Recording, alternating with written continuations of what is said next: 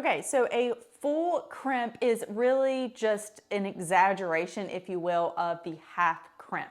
The only true difference is some people involve the pinky with a full crimp. Most of the time the pinky is definitely involved with a full crimp, not so much with the half crimp. And then also we are likely to get a little more flexion at that DIP joint. So that's just kind of a fancy way of saying that we're literally going to be like crimping down, right? Versus in that half crimp, we are really only kind of focusing on that PIP joint, and that DIP is a little straighter, but with the full crimp, we're literally gonna be like cranking down like this right here. And it also gets our palm a little more active in the full crimp. We have some muscles called lumbricals right here on the inside of our hand, and it's going to be a little more taxing on those.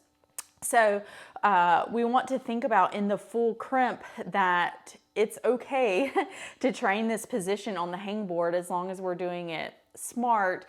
Some people say you should never train the full crimp on the hangboard, but if this is a position that you're using in your climbing, I think it's okay to train it on the hangboard so that we're able to get our fingers strong in that position. So what does the full crimp look like on the board? So on the board, the full crimp, we are going to have a little more flexion in that DIP joint right here, and we're still keeping that 90-degree angle at the PIP joint, okay? So a little more flexion here.